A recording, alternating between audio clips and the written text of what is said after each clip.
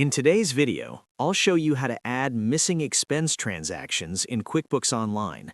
If a purchase didn't come through from your bank feed or you paid for something outside your usual process, adding it manually keeps your books accurate and your reports reliable.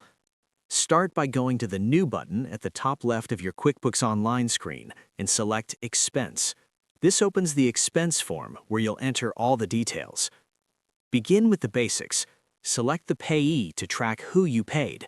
Enter the payment date so it matches your receipt or bank statement.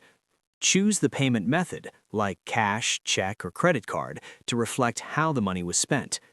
Then select the correct payment account, which is the bank or credit card account used for the purchase. This ensures the transaction appears in the right place. Next, move to the Category Details section. Assign the expense to the correct category, such as office supplies, utilities, or travel. If needed, you can split the expense into multiple categories. Add clear descriptions so it's easy to understand later. Double-check the amount, and if you track taxes, make sure the tax settings match your receipt. If your setup includes classes or locations, apply them to keep your reporting consistent. Once everything looks correct, click Save and Close. That's it. Your missing expense is now recorded. If the transaction later comes in through your bank feed, QuickBooks will usually suggest a match, helping you avoid duplicates.